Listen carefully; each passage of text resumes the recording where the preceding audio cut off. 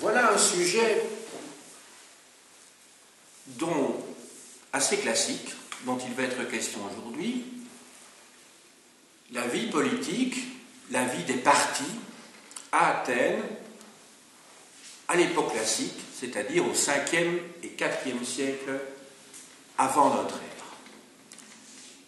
Le sujet n'a rien de neuf, parce que ce sont des cours que l'on enseigne depuis très longtemps, à l'inverse de l'histoire économique, de l'histoire sociale, de l'histoire des mentalités, qui sont beaucoup plus récentes dans l'histoire de l'enseignement d'histoire. Et pourtant, il faut y passer. Il faut y passer parce que, quand on pense à Athènes, on pense d'abord, me semble-t-il, à la démocratie. C'est vrai qu'on pense aussi au Parthénon, à l'Acropole. C'est peut-être la première vision, d'ailleurs, qui vient à l'esprit. Mais enfin, la démocratie est certainement un des thèmes auxquels on pense habituellement. Or, la démocratie est le résultat d'un processus, et la démocratie ne va pas de soi. Lorsque, dans l'enseignement secondaire, on étudie les institutions athéniennes à l'époque classique, on les présente sous la forme d'un tableau, d'une description assez figée, comme si il s'agissait d'un tout qui avait existé comme ça pendant 2 siècles, au 5e et au 4e siècle. Or, ces institutions sont nées à un moment donné, elles ont connu beaucoup de vicissitudes, beaucoup d'avatars. Ces institutions ont failli chuter, pour certaines d'entre elles, avant de renaître, le cas échéant. Donc, il faudrait que, avec vos élèves, ou devant vos élèves, vous pensiez à leur montrer que la vie politique, ce n'est pas quelque chose de figé. La vie politique, c'est une question de rapport de force entre des classes sociales qui, à certains moments, sont plus fortes que d'autres, et à d'autres moments se trouvent dans une situation de faiblesse.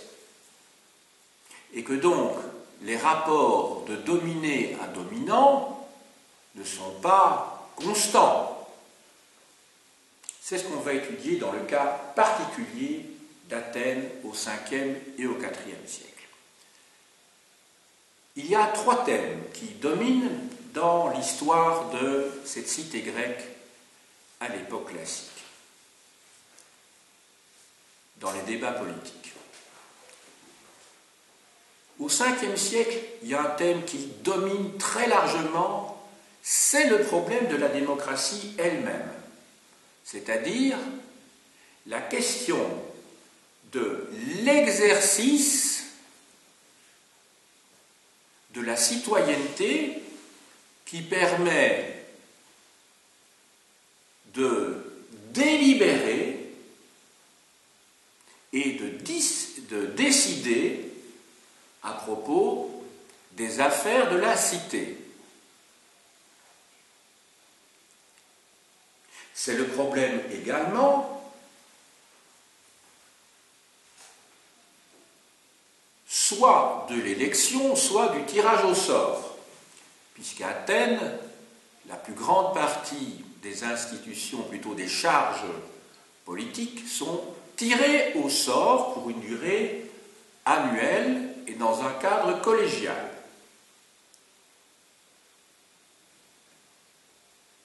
Contrairement aux idées reçues, la démocratie, ce n'est pas l'exercice du droit de vote, comme on voudrait vous faire croire à l'heure actuelle.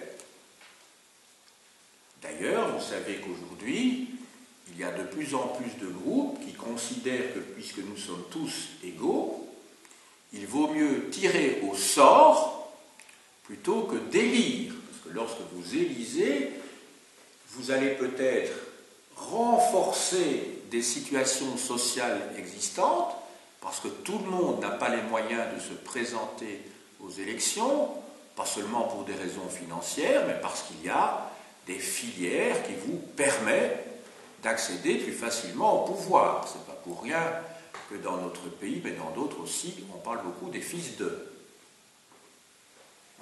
Des fils de ministres qui deviennent eux-mêmes ministres, comme par hasard.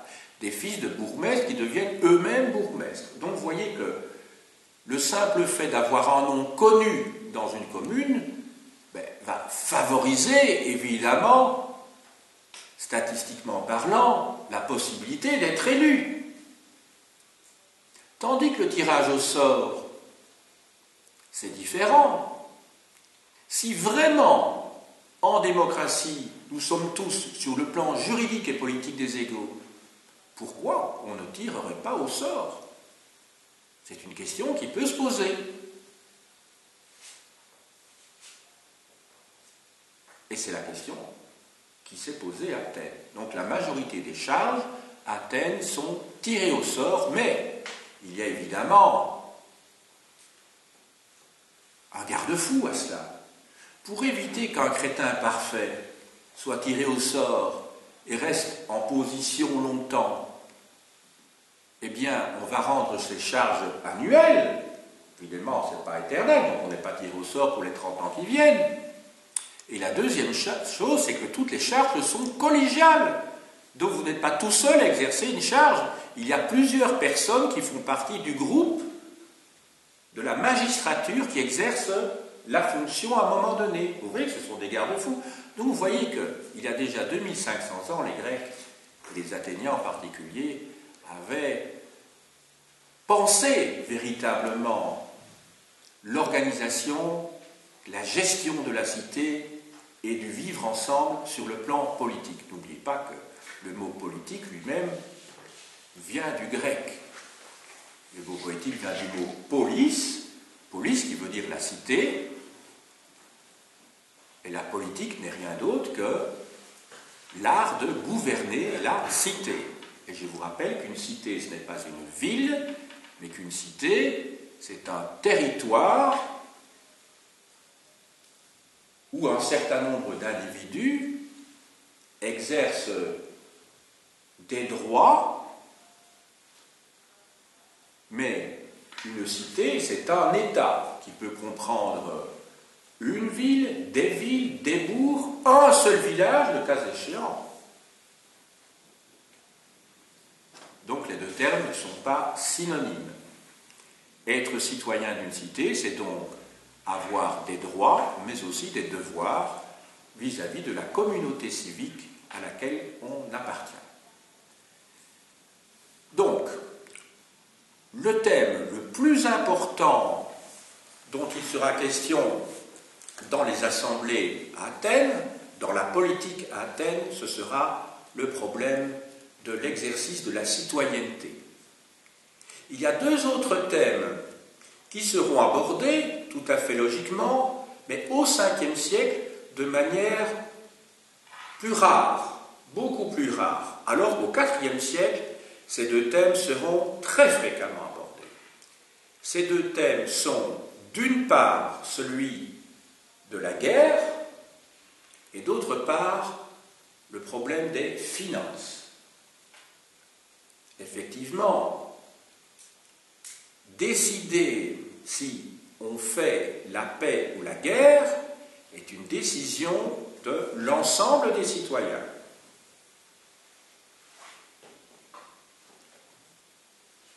La fixation du budget de l'État, de la cité, c'est-à-dire prévoir les dépenses qui seront faites par l'État et d'autre part fixer les ressources, autrement dit les impôts, les taxes qui seront nécessaires pour correspondre à ces dépenses, tout cela est du ressort des citoyens.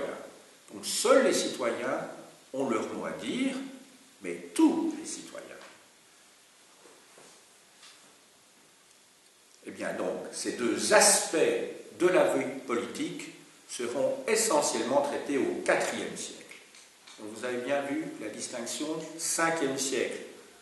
Dans les débats, il est surtout question de citoyenneté. Au IVe siècle, il est surtout question d'affaires militaires et d'affaires financières. Ceci dit, aux 2 siècles, il est question des 3 sujets. C'est une question d'importance dans les discussions. Il y a 2 grandes périodes, voire 3 éventuellement, dont il sera question ici. Une première période qui s'étend de 510 à 431, autrement dit, depuis les réformes de Clisthène jusqu'au début de la guerre du Péloponnèse. Une deuxième période qui s'étend de 431 à 403, c'est la période justement de la guerre du Péloponnèse qui va conduire Athènes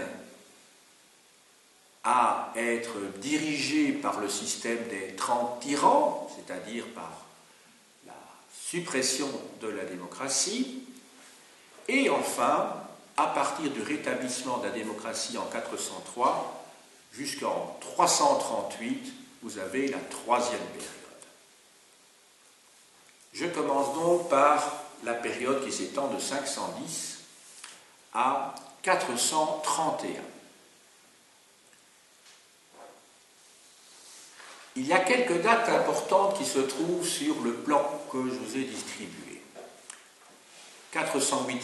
508-507, 488-487, 462-461 et enfin 451.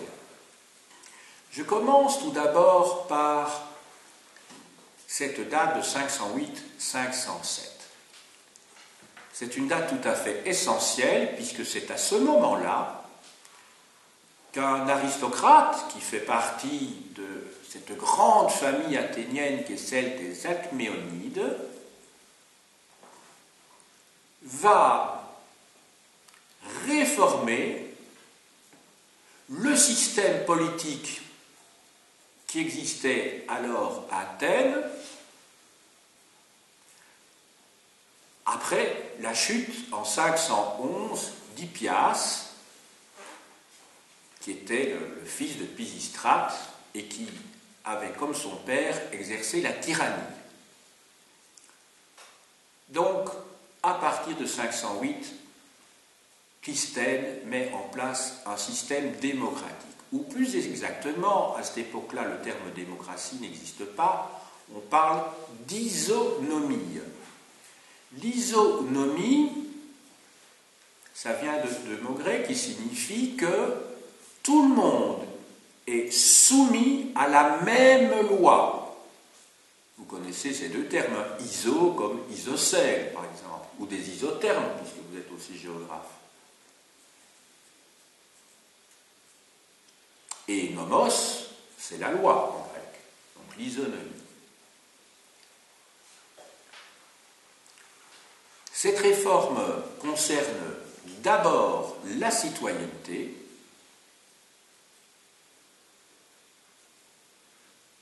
Alors la citoyenneté, c'est très important, parce que je vous ai dit tout à l'heure que la citoyenneté implique des devoirs, mais aussi des droits. On sort d'un système tyrannique, et dorénavant, l'ensemble des citoyens vont pouvoir s'exprimer, délibérer, décider sur l'organisation politique de la cité. Clisthène va réformer le découpage administratif de l'Attique, donc de la cité,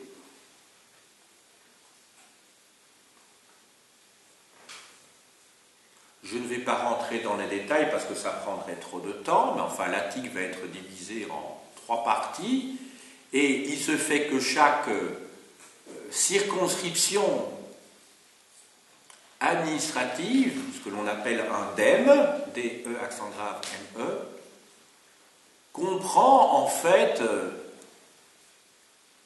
un territoire qui se trouve le long de la côte, un territoire qui se trouve à l'intérieur de la ville d'Athènes elle-même, et un territoire qui se trouve, un espace qui se trouve à l'intérieur de l'Attique.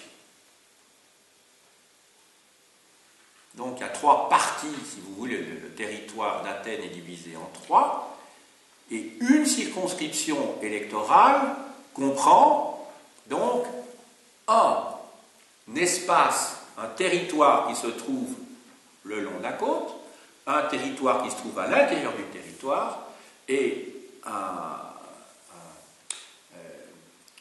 espace, territoire qui se trouve à l'intérieur de la ville d'Athènes au sens strict cette fois. Donc les citoyens qui appartiennent à Indème, ils proviennent de 3 endroits différents pour qu'il y ait un mélange, pour qu'il n'y ait pas, si vous voulez, dans une circonscription électorale, uniquement des gens qui viennent de quartiers riches, et qui vont évidemment être orientés politiquement. C'est un mélange. Vous voyez que c'est un système quand même assez ingénieux, dont on devrait parfois s'inspirer. Chez nous, qu'est-ce qui se passe lors des élections? Je prends le cas de Bruxelles. Eh bien, vous votez dans une circonscription.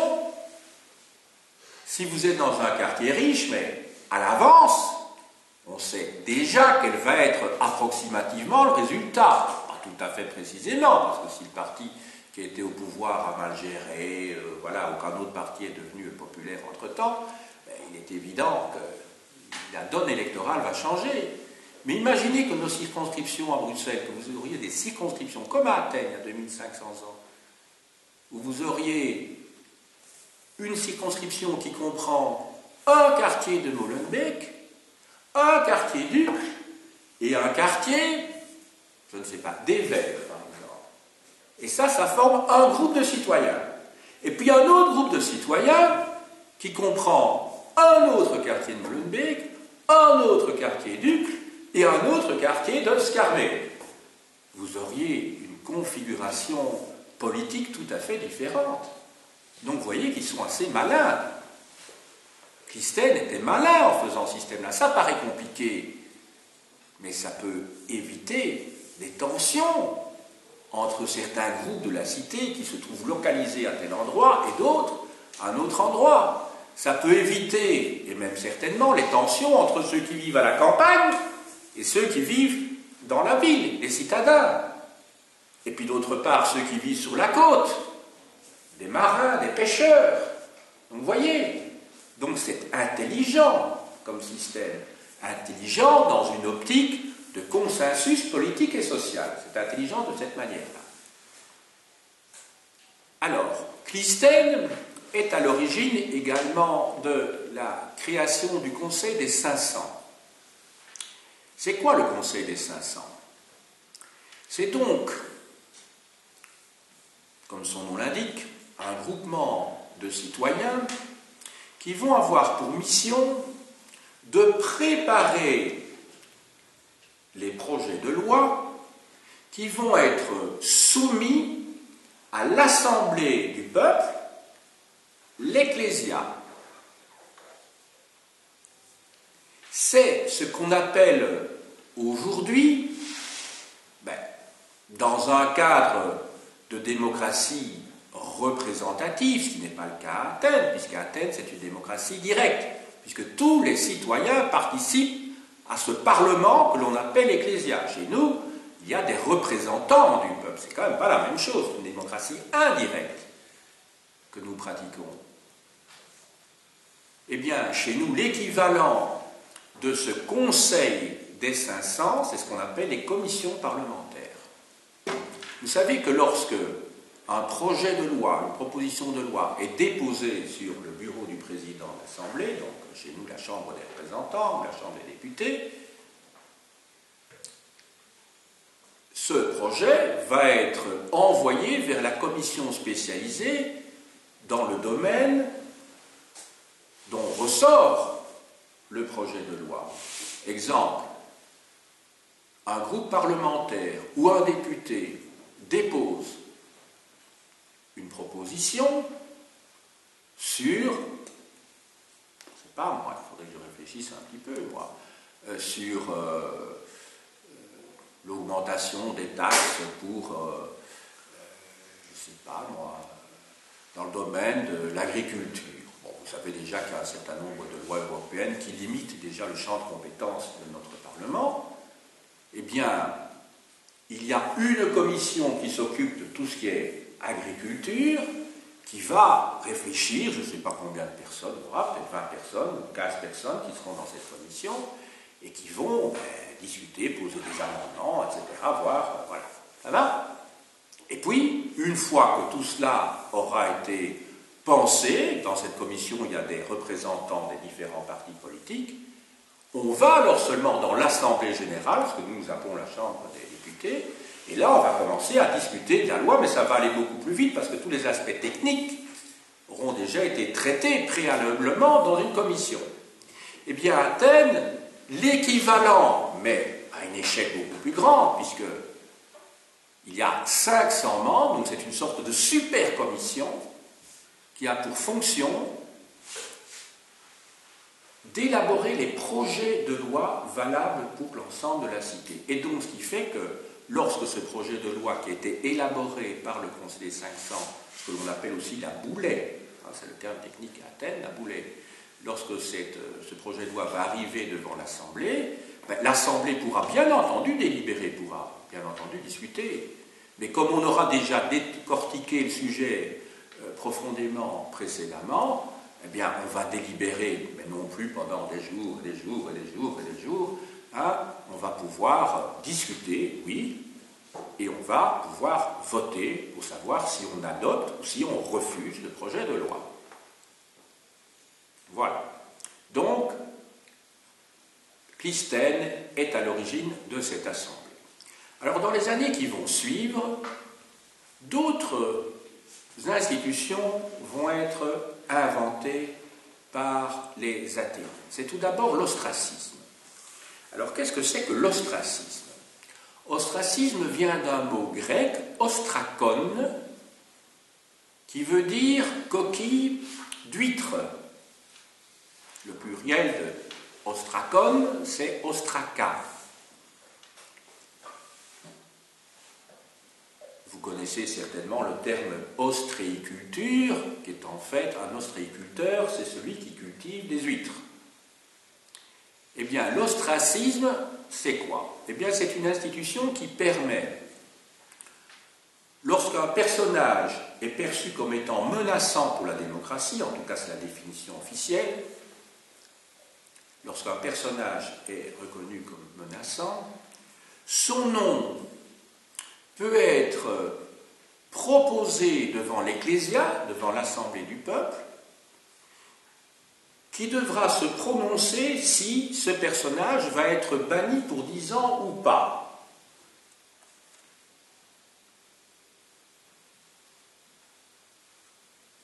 Autrement dit, les citoyens athéniens vont écrire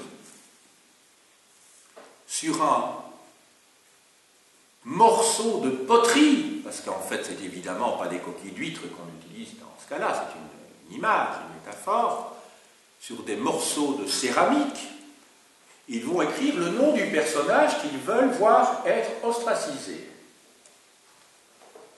Ça peut être, je ne sais pas, Thémistocle, Éphiacle, vous voyez, voilà, Simon, Cléon, le nom de quelques personnages importants de la vie athénienne au 5e siècle.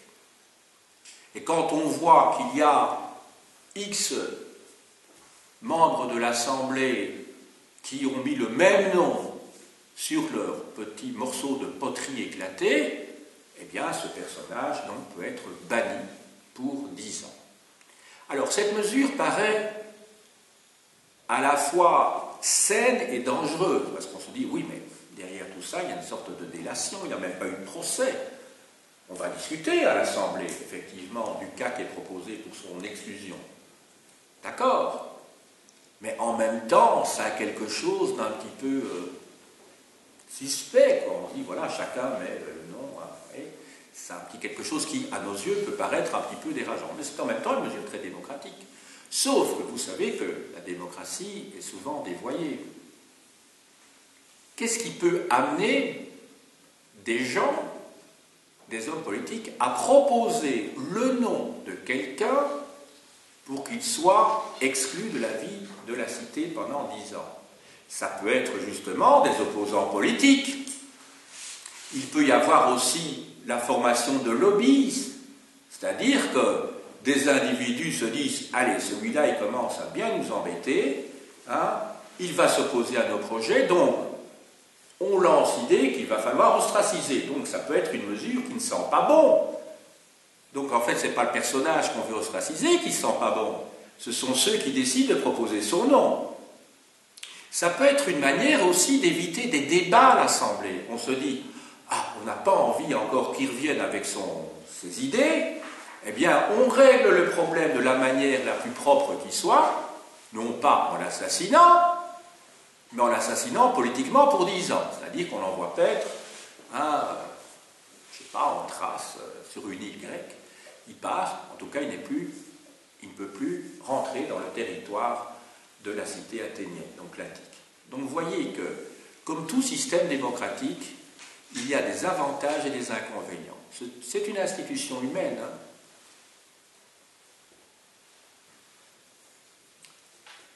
Il y a une autre institution qui est inventée donc à partir de 488-487, c'est l'institution de la stratégie.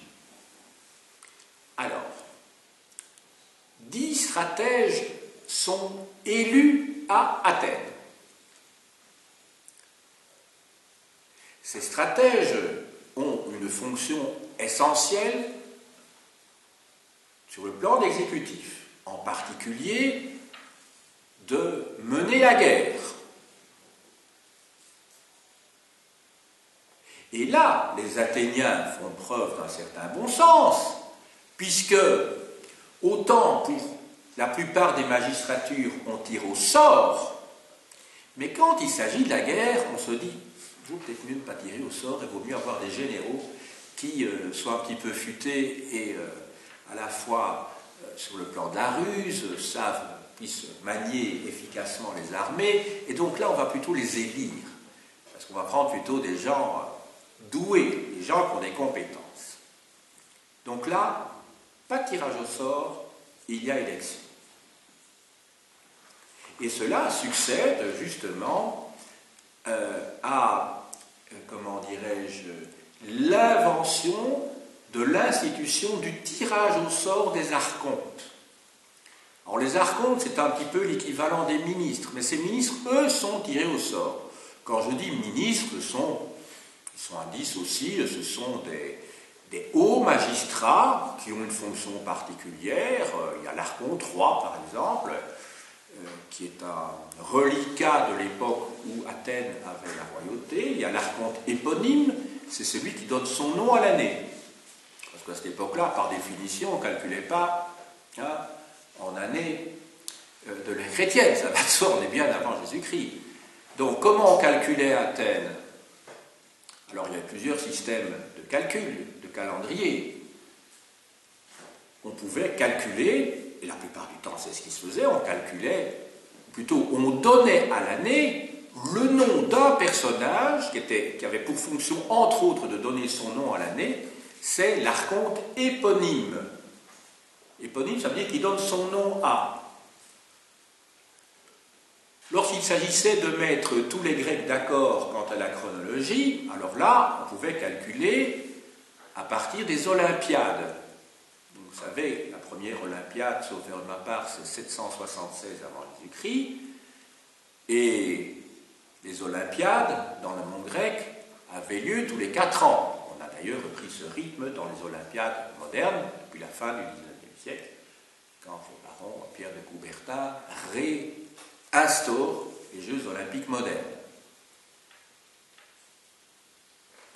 Donc, quand on est dans la 3e année de la 13e Olympiade, vous faites 13 x 4, plus, j'ai dit la 3e année, c'est ça? Bon, vous faites 13 x 4 plus 3. Et vous avez une année sur laquelle tous les Grecs peuvent se mettre d'accord, puisque les Jeux olympiques étaient ouverts à tous les peuples grecs.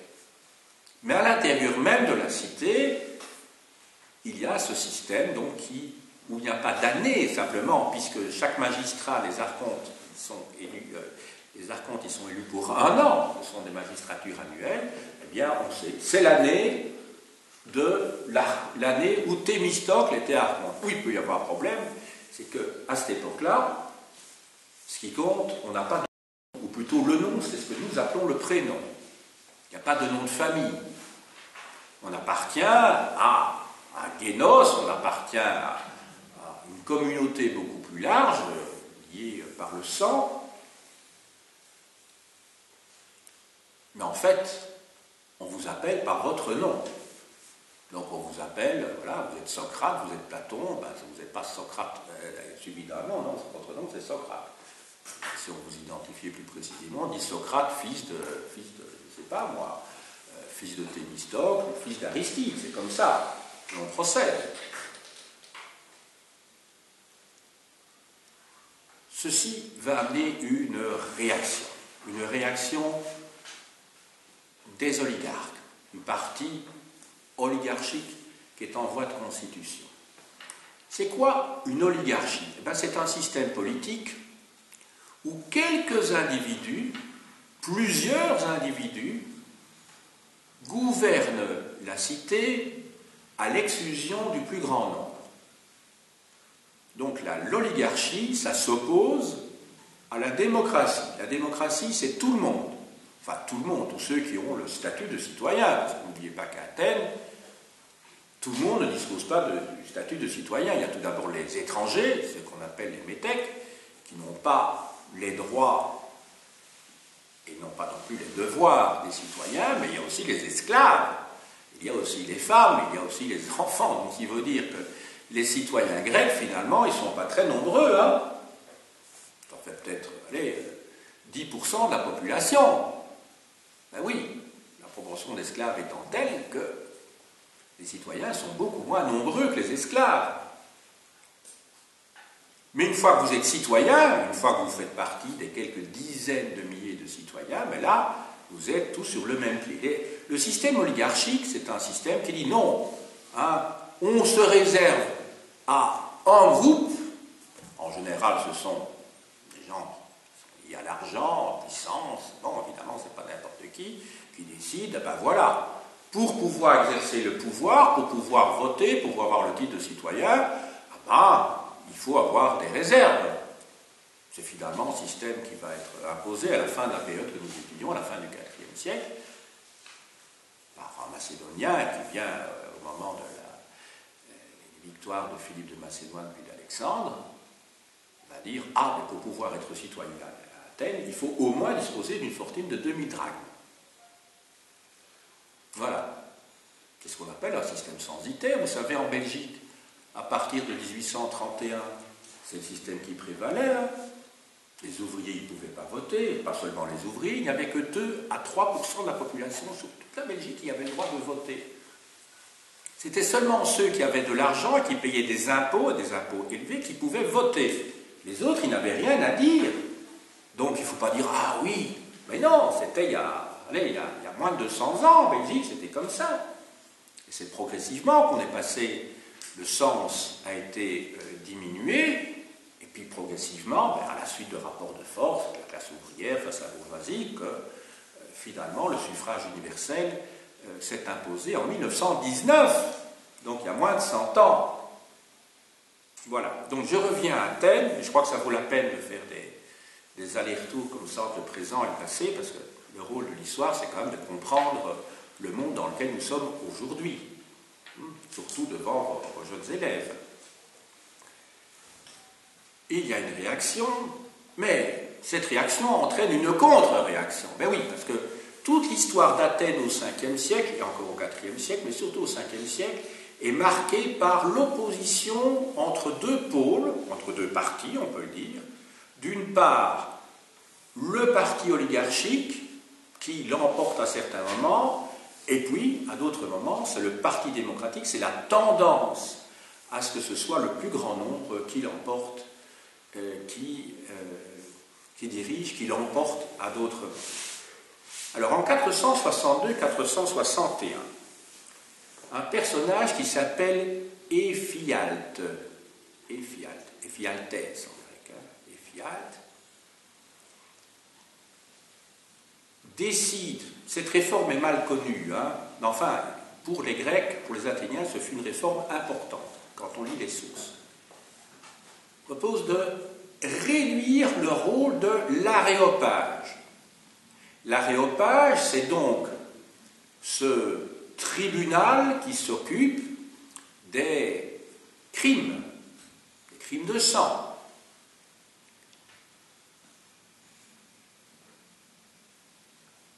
L'aréopage fonctionne sur un mode de type aristocratique, même si l'on est en démocratie, à l'inverse de l'élié, qui est un tribunal populaire, où l'on est élu, mais où toute la population peut, enfin tous les citoyens peuvent à tour de rôle y siéger pendant un an.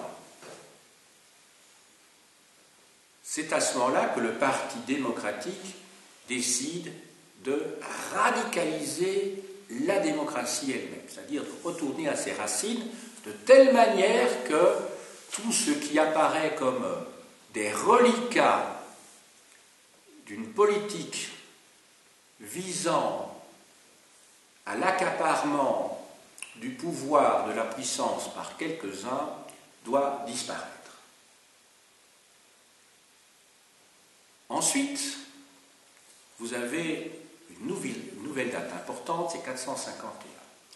Alors là, il y a un personnage très important qui surgit, qui est bien sûr le personnage le plus important de l'histoire de la politique à Athènes au 5e siècle. Il s'agit de Périclès. Périclès qui a eu un rôle très important. Il a été élu stratège déjà avant 450, vers 455, 454, je dis sa mémoire si mes souvenirs sont bons. Et puis, il va l'être de manière continue dans les années 400, 430, il le sera pendant, je ne sais plus, 10 ou 15 ans d'affilée. Il se fait que, je vous ai dit que les magistratures à Athènes sont des magistratures annuelles. Eh bien, en tant que stratège, puisqu'il s'agit d'une fonction élective et non pas d'une charge tirée au sort, il va être renouvelé dans sa charge, alors que c'est contraire à l'esprit même de la démocratie athénienne, mais enfin voilà, il va être renouvelé dans sa charge. Périclès appartient au parti démocratique, mais en fait on va voir que son idéal, plutôt la mise en pratique de sa politique, relève à la fois de l'idéal démocratique, mais aussi de la fonction de l'idéal aristocratique. Ça veut dire quoi, ce que je viens de dire? Ça veut dire en fait que Périclès croit en la méritocratie. C'est-à-dire que ceux qui sont les plus compétents et ceux qui travaillent le plus doivent accéder aux charges qui correspondent à leurs compétences. Il est pour la méritocratie. Vous savez, ce n'est pas toujours évident d'avoir un système qui soit purement démocratique dans une société où il y a des tensions entre des classes sociales. Le terme aristocratie, en grec, signifie le gouvernement par les meilleurs. Ça ne veut pas dire le gouvernement par la noblesse, par les plus riches.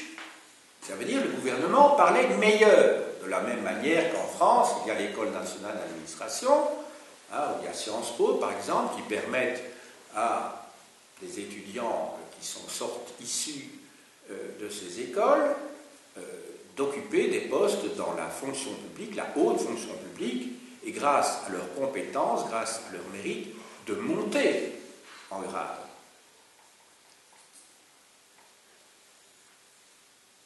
C'est le système méritocratique. Donc, en cela, on peut dire que Périclès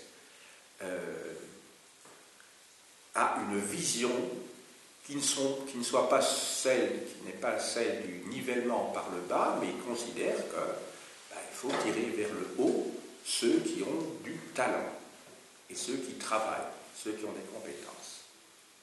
Mais il appartient bien au Parti démocratique. Périclès effectue une réforme de la citoyenneté. À partir de 451, il restreint la citoyenneté aux habitants d'Athènes, libres d'Athènes, à l'exclusion des métèques et des esclaves, bien sûr, qui sont nés sur le sol athénien, mais qui ont leurs deux parents d'origine athénienne, alors que précédemment, il suffisait d'avoir un des deux parents athéniens pour pouvoir avoir le statut de citoyen. Donc, en fait, il restreint l'accès à la citoyenneté, et en cela, vous voyez que la notion de démocratie ne doit pas être entendue dans son sens idéaliste, plat dans lequel nous l'entendrions, puisque quelqu'un qui se dit démocrate à l'heure actuelle, même si tout le monde se dit démocrate, bien entendu, mais enfin, il faut savoir ce que l'on entend par être démocrate. C'est une mesure qui paraît, à nos yeux, peut-être pas très démocratique, de considérer qu'il faut avoir ces deux parents issus du sol athénien, d'avoir du sang athénien venant de la mère et du père pour avoir la citoyenneté.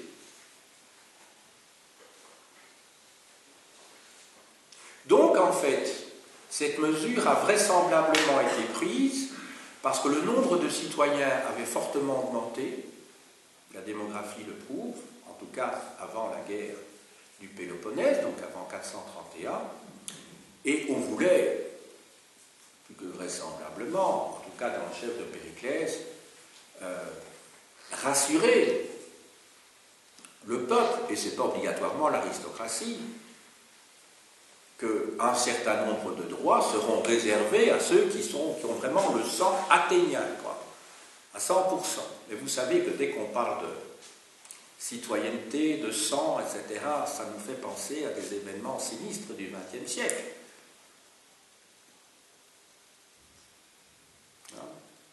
Où il y avait interdiction des mariages mixtes. Ici, il n'y a pas interdiction de mariage mixte.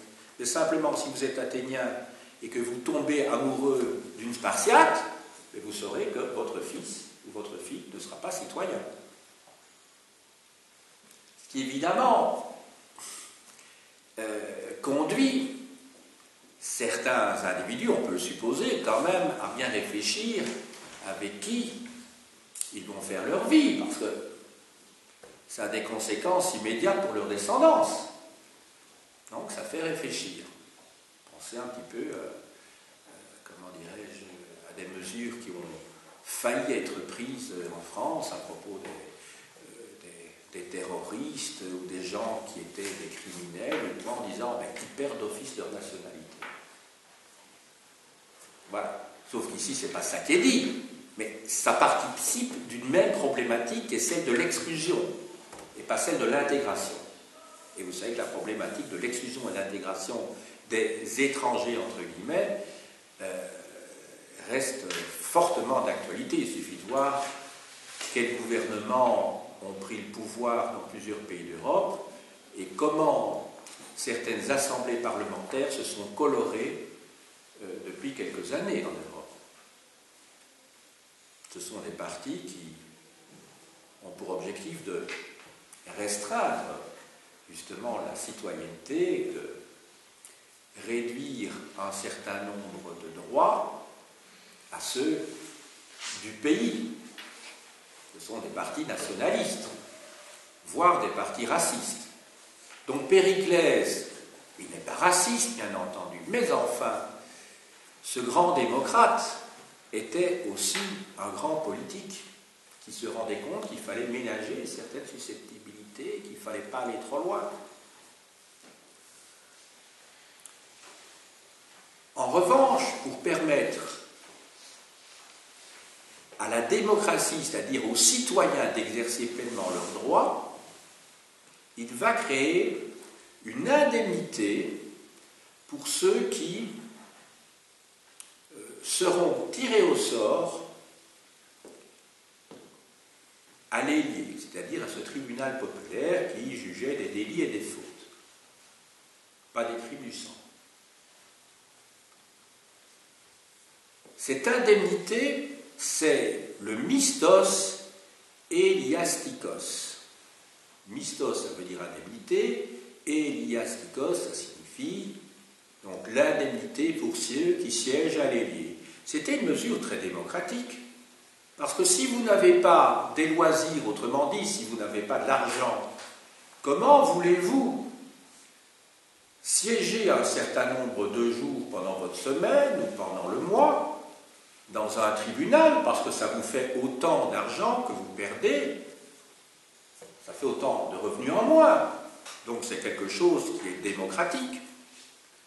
Je vous le disais hors caméra tout à l'heure, aujourd'hui, si vous êtes membre d'un jury, parce que vous avez été tiré au sort d'un jury d'assises, il paraît quand même tout à fait logique que si ce jury d'assises se réunit pendant plusieurs mois, puisqu'il faut écouter les différentes parties, l'avocat de la défense, l'avocat des parties civiles, le procureur, c'est une longue procédure. Il est normal qu'il y ait une indemnité pour ceux qui assistent à cela et qui ne perdent pas leur travail au point de se retrouver au chômage. Donc vous voyez, c'est une mesure qui permet à des petites gens de pouvoir assister. Alors d'abord à l'Hélier, mais il va étendre cette mesure à d'autres assemblées aussi. Il va prévoir également un mistos, donc une indemnité pour ceux qui vont siéger à la boulette, c'est-à-dire les bouleutes. Je vous rappelle que la boulette, c'est donc le fameux Conseil des 500. C'est là où des citoyens tirés au sort se rassemblent pour élaborer les projets de loi. Donc c'est quand même positif, cela. Et ça n'a rien à voir avec les indemnités que certains reçoivent dans certaines ASBL, dont on a parlé récemment, ou pas des ASBL d'ailleurs, des organismes publics, qui siègent un jour par mois, pendant 1 heure, dans le meilleur des cas, et qui reçoivent des sommes importantes. Heureusement, on a découvert le poteau rose, et il y a une commission parlementaire au Parlement wallon qui a essayé de démonter toute cette organisation, parce qu'il y avait des gens qui s'en mettaient plein les poches en faisant strictement rien du tout. Donc là, vous voyez que dans la démocratie, il peut y avoir bien sûr des excès, mais qu'il faut des organes qui soient chargés de vérifier, de contrôler ce qui se fait quant à la dépense des deniers publics. Ça, c'est indispensable.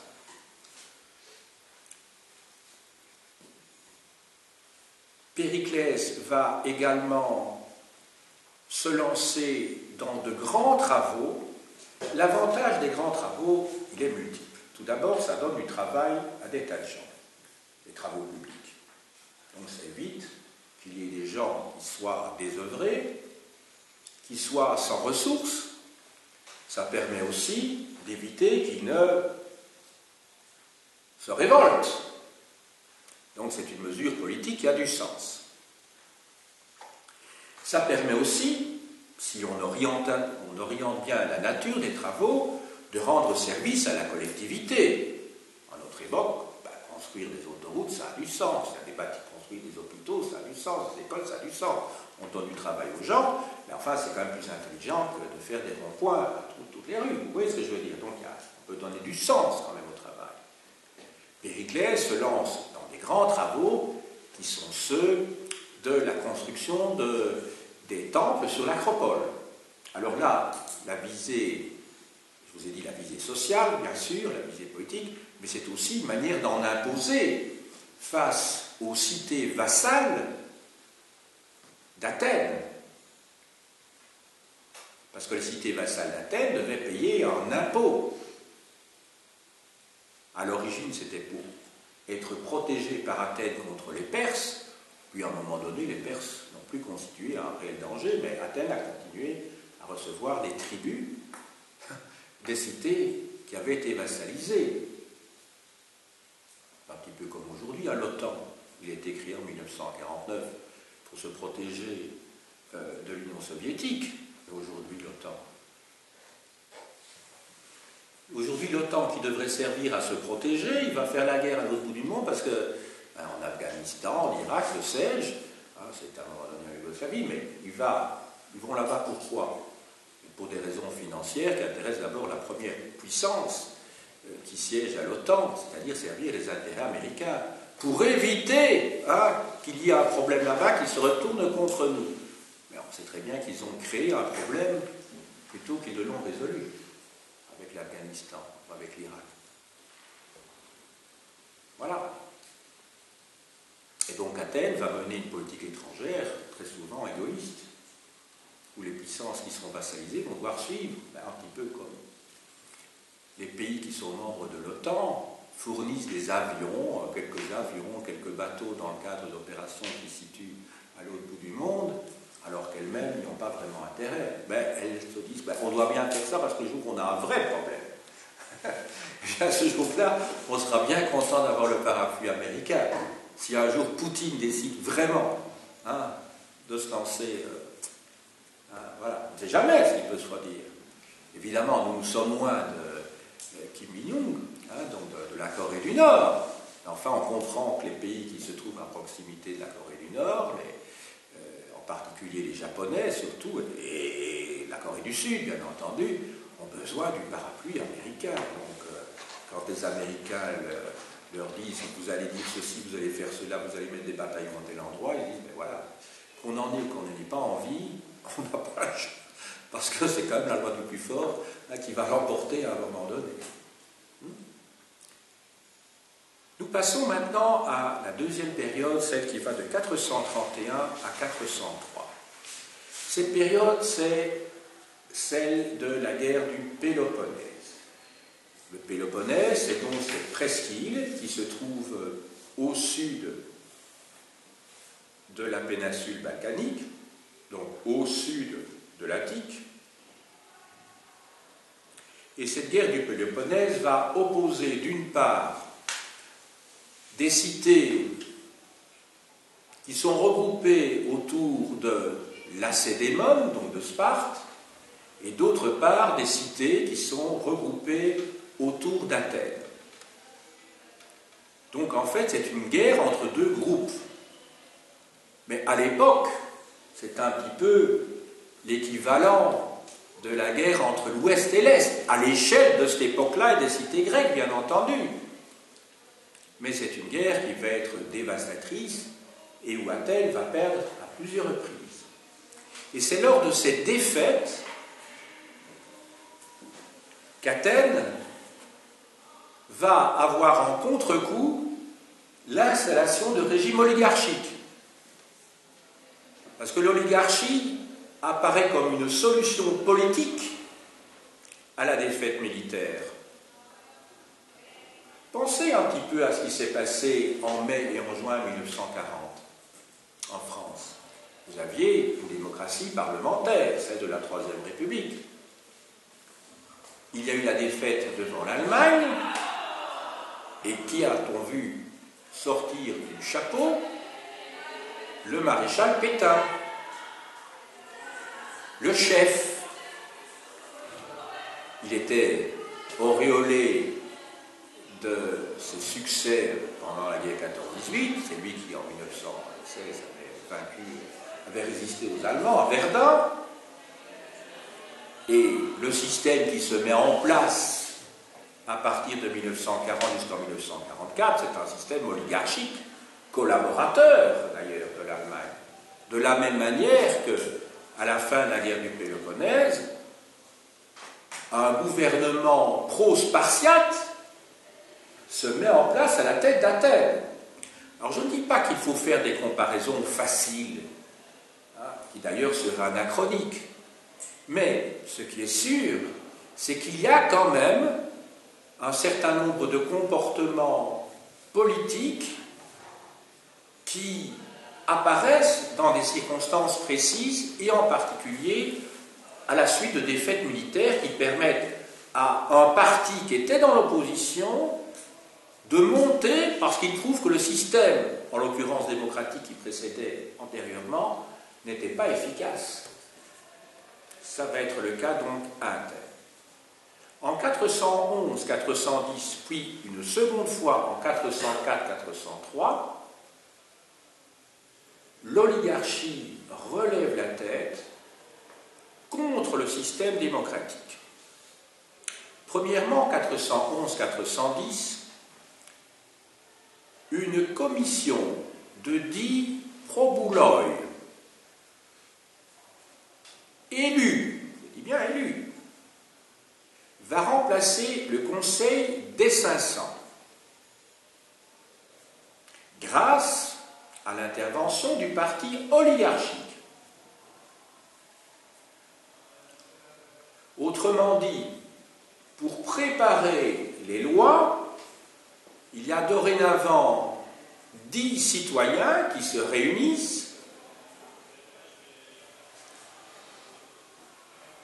et qui, donc, décident de l'avenir de la cité, parce qu'une fois que c'est passé par les probouloi plutôt, l'essentiel du parcours de la promulgation d'une loi est fait. Ce système des trois probouloi en 411 va conduire à un coup de force. 400 conseillers vont dorénavant remplacer les 500 qui existaient avant. Je vous rappelle aussi qu'au moment de la Révolution française, les conventionnels se sont inspirés de ce système, puisque au lendemain de Thermidor, enfin au lendemain, c'est pas au lendemain immédiat Thermidor, mais à la fin de la Convention, il va y avoir un nouveau système politique qui se met en place. C'est l'époque du directoire, où il y a 5 directeurs, c'est-à-dire 5 co-présidents de la République, qui eux-mêmes sont, on va joindre 5 ministres, qui vont diriger la France jusqu'en 1799, donc jusqu'au 18 Brumaire de Napoléon Bonaparte, enfin de Bonaparte tout court, parce qu'il était général à ce moment-là. Et là, vous allez avoir 2 assemblées, et une des 2 assemblées va s'appeler le Conseil des 500. L'autre, ce sera le Conseil des Anciens. Le Conseil des Anciens, ça renvoie à l'idée de Sénat, puisque Sénat, ça veut dire ancien, hein, ça vient de Senex en latin. Et le Conseil des 500, on en trouve évidemment le prototype à Athènes. Mais il faut se dire que les révolutionnaires ont davantage Sparte et Rome en tête plutôt qu'Athènes, ça c'est sûr. Mais enfin, l'idée de Conseil des 500, on le trouve donc entre 1794, 95 et 1799 en France, à l'époque du directoire. Troisième étape, le Conseil des 400 va être écarté dans le cadre d'une révolution démocratique qui est celle des 5000.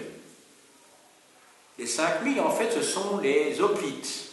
Les hoplites, ce sont donc des militaires, des soldats. Et c'est ce qui va amener le rétablissement de la démocratie athénienne. Donc vous voyez, il y a ce balancier qui, au lendemain d'une défaite en 411-410, à la suite de la défaite des Athéniens en Sicile, va conduire à la mise en place d'un système oligarchique, ensuite à une réaction de type démocratique, mais qui elle-même, en 404-403, engendre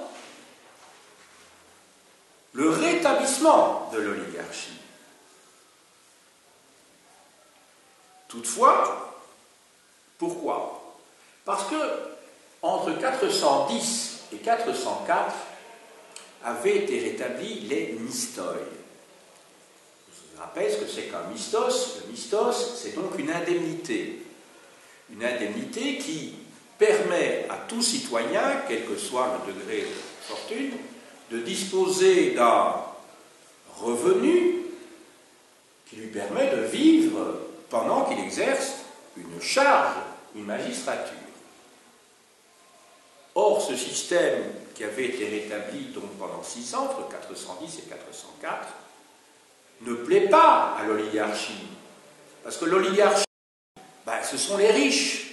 Ce sont ceux qui voudraient diriger la cité à leur profit. Quand les riches font la guerre, c'est parce qu'ils ont intérêt à faire la guerre. Et quand la guerre devient trop chère, ils veulent la paix dans le cadre de leurs propres intérêts aussi. Donc il ne faut pas s'étonner qu'au sein de la classe riche, dont je vais vous parler pour le IVe siècle, il y ait eu comme ça un mouvement de balancier au sein du même parti. Tout ça est une question d'intérêt. Si vous avez intérêt à faire la guerre, vous la faites.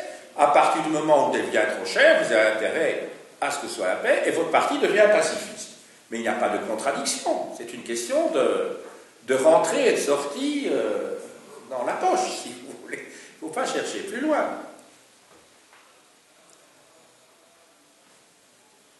Une nouvelle défaite va entraîner donc cette révolution oligarchique que je suis en train de vous décrire pour l'instant, et va mettre en place la tyrannie des 30.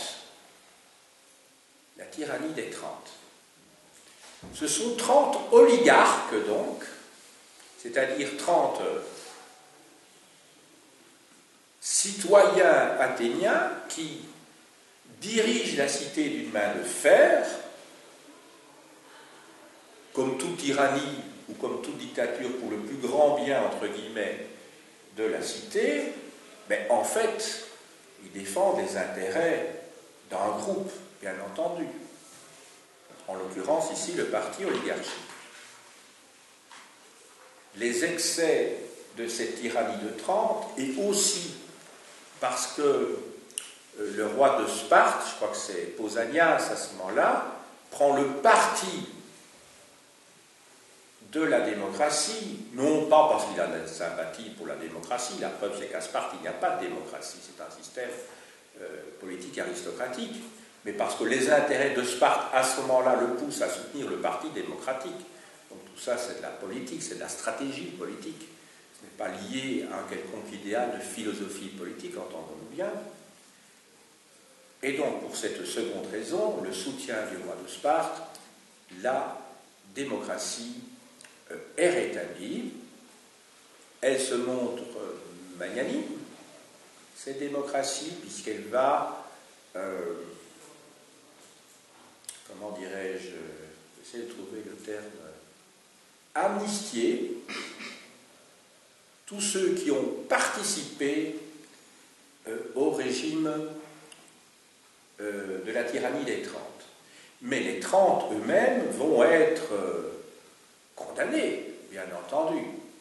Mais vous savez, c'est un petit peu comme le général de Gaulle, à partir de 1944.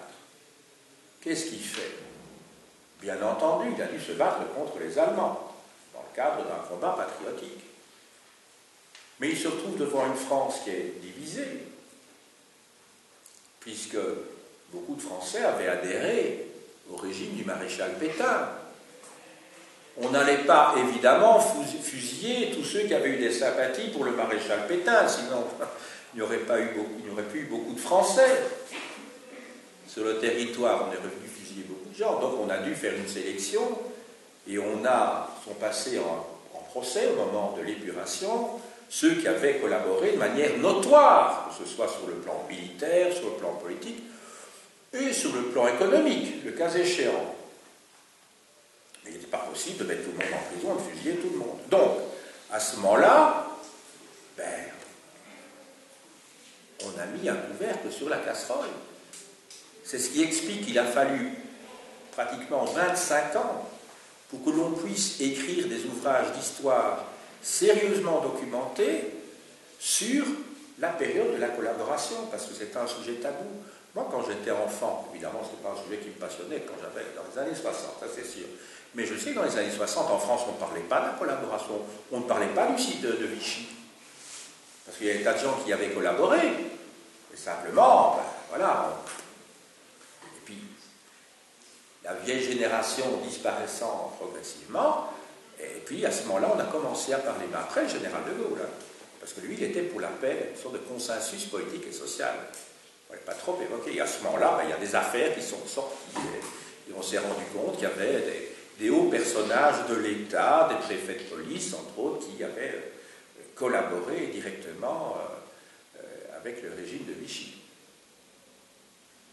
Donc ici, ce qui est proposé, ben, on ne va pas embêter les petits qui ont soutenu le régime des 30, les petits et les moyens, disons. Simplement, ben, ceux qui sont visés, ce sont ceux qui étaient aux responsabilités des 30 eux-mêmes. C'est très fréquent, hein, comme réaction, où on est obligé d'amnistier quand même, voilà. Sinon c'est une nouvelle guerre civile, hein, sinon c'est la nouvelle guerre civile. J'arrive maintenant au IVe siècle, et là je serai beaucoup plus rapide. Je serai beaucoup plus rapide parce que la vie politique au IVe siècle n'est pas très intéressante. C'est une période où, à l'Assemblée, ben, on parle de choses relativement mesquines, en tout cas jusqu'à Démosthène, c'est-à-dire jusqu'au moment où il y a la menace macédonienne, qui risque de tout emporter sur son passage. Et le IVe siècle, je vous l'ai expliqué en introduction, à l'Assemblée,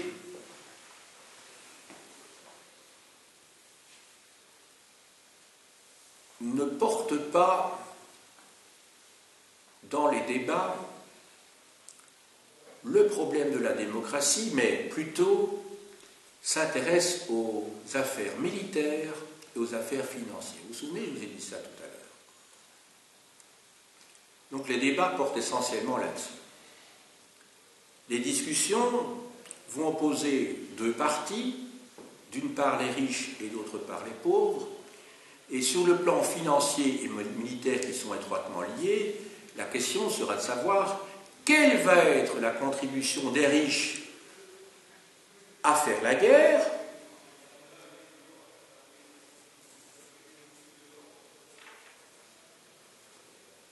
va-t-on, oui ou non, continuer à subsidier les pauvres pour un certain nombre d'activités, en particulier dans le cadre du théoricon, c'est-à-dire de cette allocation culturelle, enfin c'est une allocation sociale, hein, mais qui permet à n'importe quel citoyen, et en l'occurrence ici les plus pauvres, de pouvoir assister aux spectacles, aux comédies, aux tragédies. Vous allez dire, mais ça paraît bien beau tout ça, hein. Ça devrait se faire, et je vous le disais hors caméra tout à l'heure, chez nous. La culture devrait être gratuite pour tous, de la même manière que l'enseignement. Il ne faudrait pas devoir payer pour cela, ça devrait être un droit universel. Mais les politiques, les démocrates, c'est-à-dire ceux qui sont membres du Parti démocrate et qui défendent les classes populaires à cette époque-là, ont quand même une idée derrière la tête, qui est une idée de type patriotique, parce que les spectacles, ça sert à affermir la cohésion nationale et politique, parce que ces pièces de théâtre ont au cœur de leur thématique le rapport de l'homme avec la cité, le rapport de l'homme avec les dieux. Ce sont toutes des thématiques qui, aux yeux des politiques, sont essentielles pour raffermir justement ce sentiment patriotique. Dans le cadre de ce que l'on appelle une catharsis, c'est-à-dire d'un épurement, si je puis dire, Freud aurait dit un nettoyage de cheminée de la population.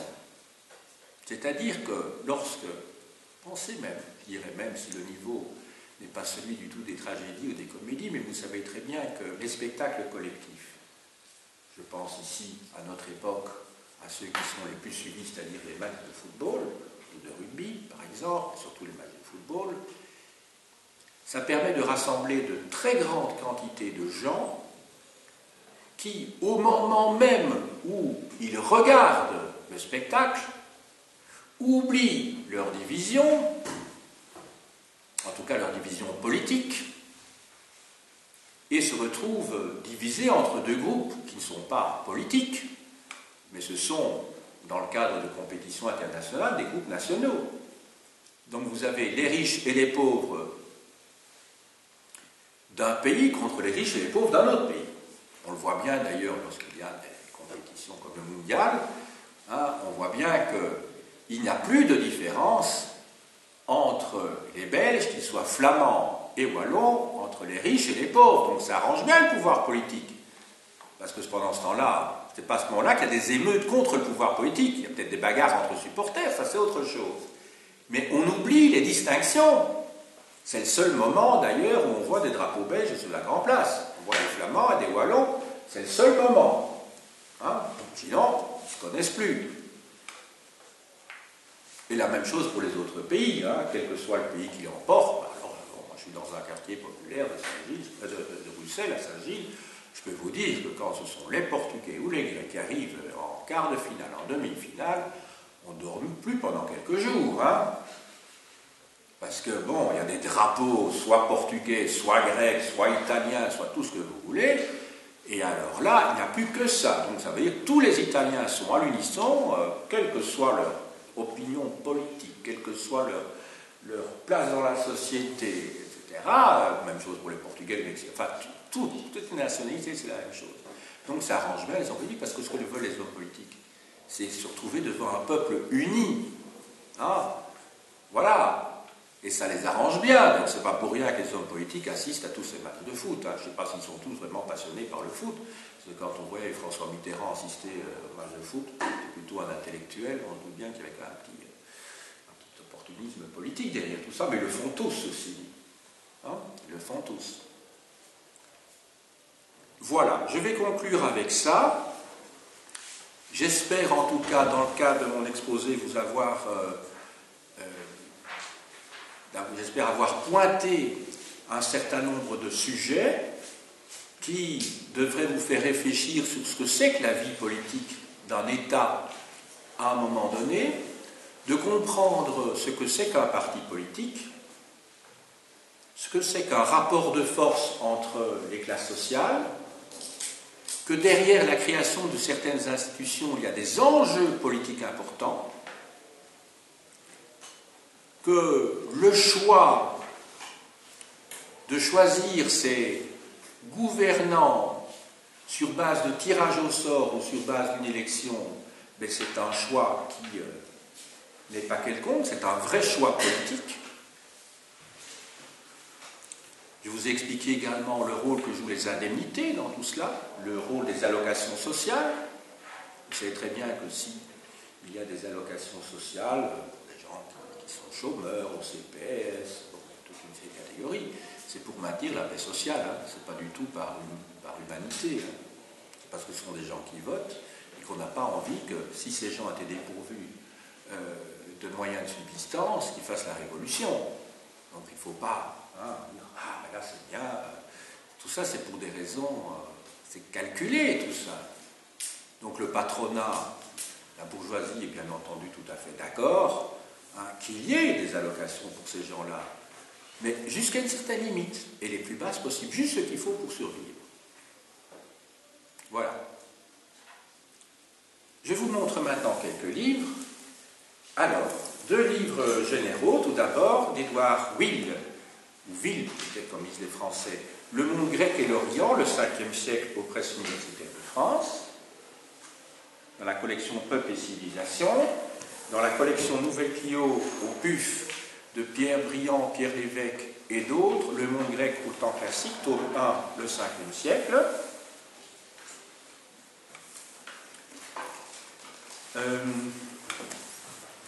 Alors, de Moses Finlay, démocratie antique et démocratie moderne, chez Payot.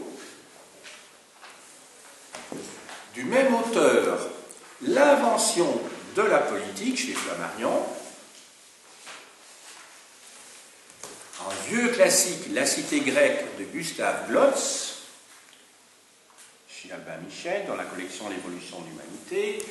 De Jacqueline de Romilly, Problème de la démocratie grecque en presse pocket. De Claude Mossé, Politique et société en Grèce essentielle, le modèle athénien, Champ Flammarion. De Jacqueline de Romilly, déjà cité, L'élan démocratique dans l'Athènes ancienne, chez Bernard Fallois. Et alors, bien sûr, il ne faut pas oublier que l'histoire se fait d'après des sources, et je vais vous montrer un certain nombre d'ouvrages indispensables pour la compréhension de la vie politique au 5e siècle à Athènes. Tout d'abord Plutarque, je vous ai apporté ici le tome premier. En fait, dans les vies parallèles de Plutarque, vous avez une succession de biographies, je crois qu'il y en a une cinquantaine. Vous avez en parallèle la biographie d'un grec et la biographie d'un romain, et c'est grâce à Plutarque que l'on connaît la vie de tous les grands hommes politiques en Grèce du 5e et du 4e siècle. Donc Plutarque, il écrit en grec, mais il vit sous l'Empire romain, donc à cheval sur le 1er siècle et le 2e siècle de notre ère. Donc bien après, mais c'est une source indispensable. Alors Jacqueline de Romilly a écrit une biographie consacrée à Alcibiade, rééditée en livre de poche. Alors là, c'est auteur contractuel, enfin décédé récemment. Alors, je retourne aux sources, Aristophane. Alors là, il faut lire les guêpes, parce qu'Aristophane critique le passage du Mistos lié à la charge de Bouleute, le triplement, le montant de 3 oboles dans les guêpes. C'est une pièce de théâtre, une comédie. Alors Thucydide, bien sûr, l'histoire de la guerre du Péloponnèse. Alors dans Xénophon, il faut se reporter aux Helléniques, publié ici en Garnier Flammarion. Et bien sûr, je n'ai pas eu l'occasion de parler de Démosthène parce que j'ai manqué un petit peu de temps, mais Démosthène, c'est ce grand orateur, avocat, athénien, qui a mis en garde dans ses discours politiques les Athéniens contre la menace que constituait Philippe de Macédoine, le père d'Alexandre le Grand. On ne l'a pas suffisamment écouté, et donc, voilà, vous connaissez la suite. J'ai dit